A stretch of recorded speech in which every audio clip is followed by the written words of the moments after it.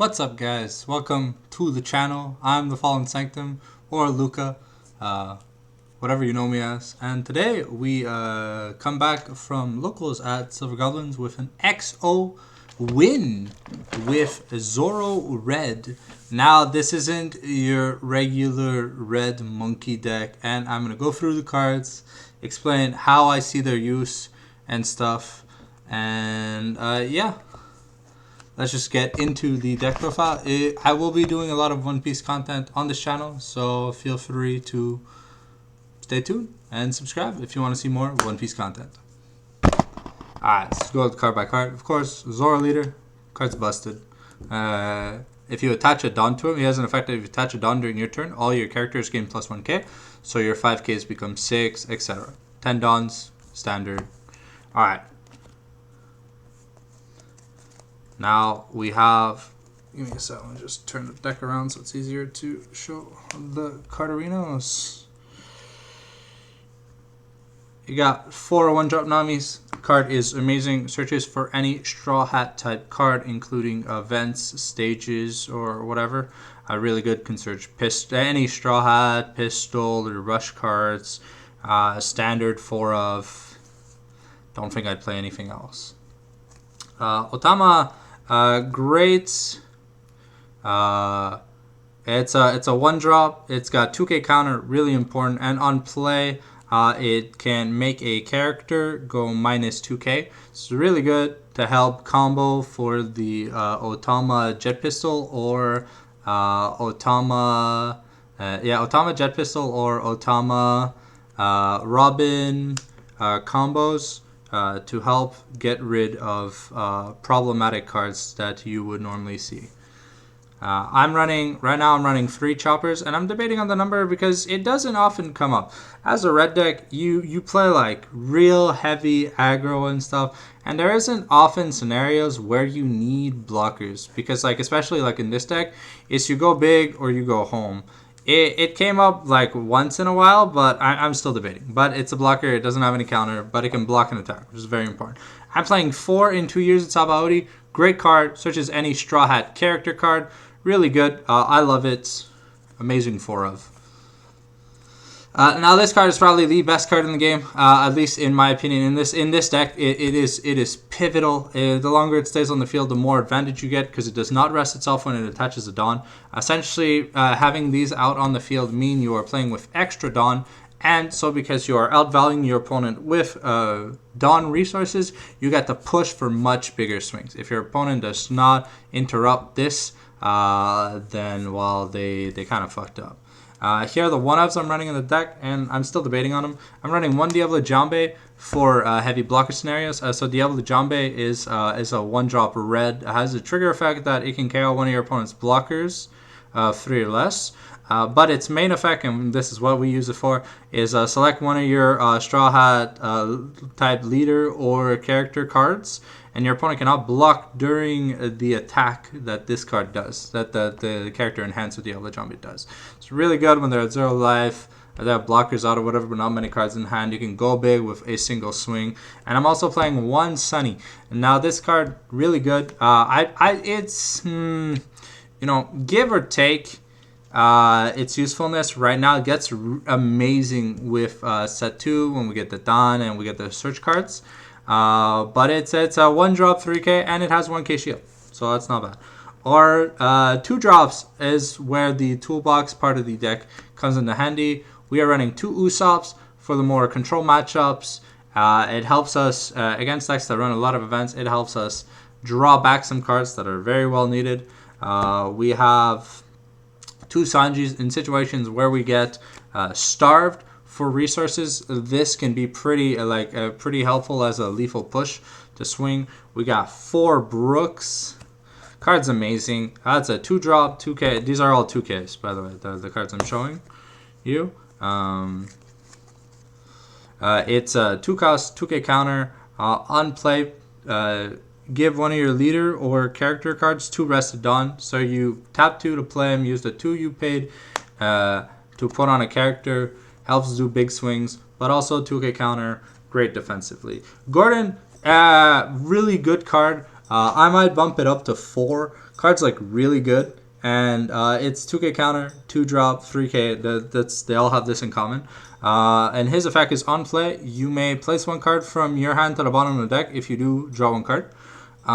So it helps you mulligan out a card, maybe draw more shield by filtering a rush card that you might not need, depending on the situation, and or drawing more aggressive cards by recycling like a blocker or something.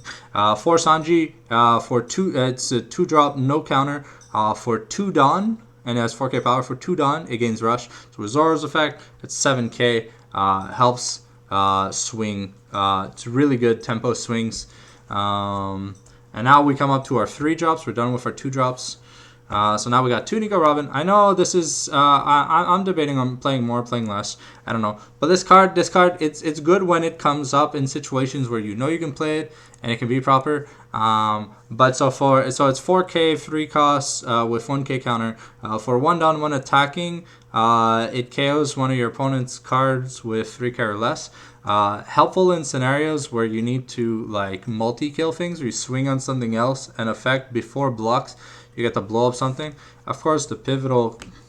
This is why the deck is called Red Zoro. This card is amazing. It's a 3 drop, no counter. It has it's 5k power and it has rush, so it can swing the turn it's played, just like the Sanji, except it doesn't require 2 extra Dawn.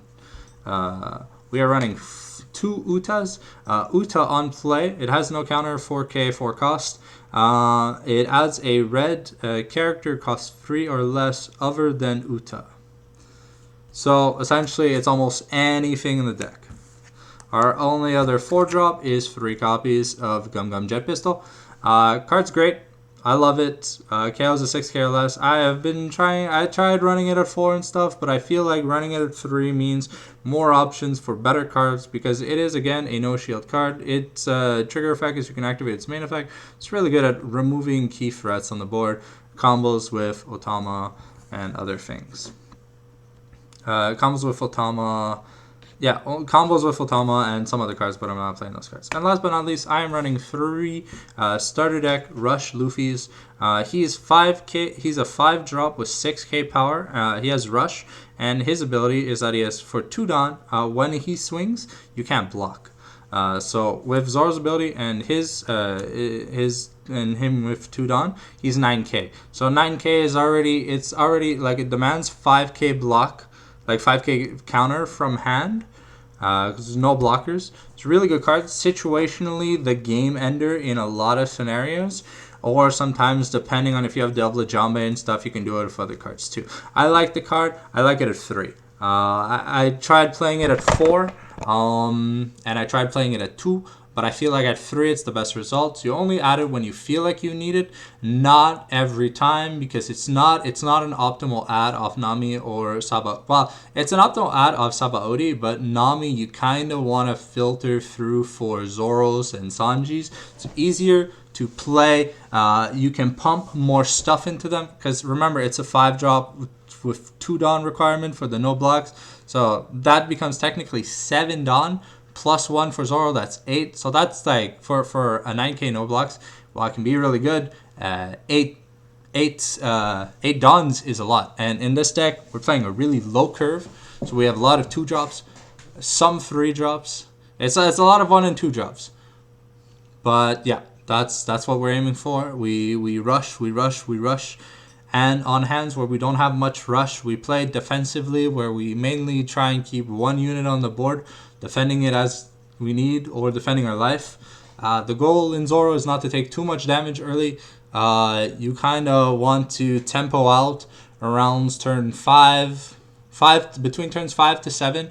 On average is when Zoro tends to win the game. If you win the game before that, it means your hand was a godsend and your opponent had literally nothing they could do.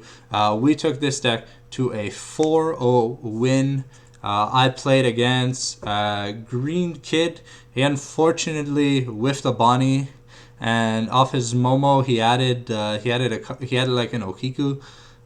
So it wasn't amazing. Game 2 against Kaido, I had like the most defensive open I've ever had, where I started the game, I mulliganed a hand that was like decent into 5 2k counter cards, and I ended up grinding out defending my life and my I defended my life as much as I could, and I ended up winning.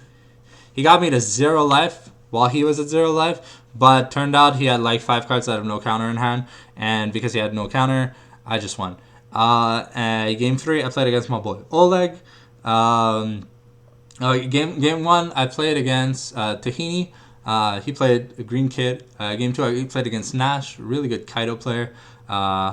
And Game 3, I played against Oleg. He played Red Green Law. I made a fatal misplay by over committing on trying to kill my Zoro, and then he had a killer in hand the entire time. So I was like, oh, okay, well, I guess that's the end of the game, because I kind of had a Jesus hand with good aggro. And Game 4 was probably one of my closer game, second closest game after the Kaido game. I played against I think Yazan, or yeah. Sorry if I say your name wrong. He played Red Starter Luffy, and he was playing Shanks Tempo, and I got really close, but I think I won because he decided off one of his Namis to add a Luffy 5-drop, and then with the Sanji effect, the one that takes the life, he drew a Luffy, and then he drew another Luffy, so he literally had he had like 7 cards in hand, he had nothing to defend himself with, and he was taking a lot of damage early. And so yeah, that's pretty much that. And yeah, we got a Luffy TP and the 3-drop Luffy TP and a 4-drop Luffy winner, so not bad pricing tonight. Not the best, really. I wish it was a little better, like pack on entry and stuff, but there was no pack on entry. But I feel like at least everyone gets something, which is okay.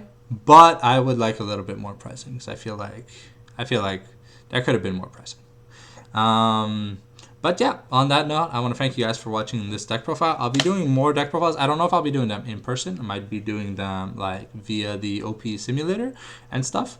But yeah, no, this is the deck that I'm personally piloting. I'm hoping to find someone to help me get to Niagara so I can play in the regional event. I really don't want to ask for a refund. That'd be like a real tragic story.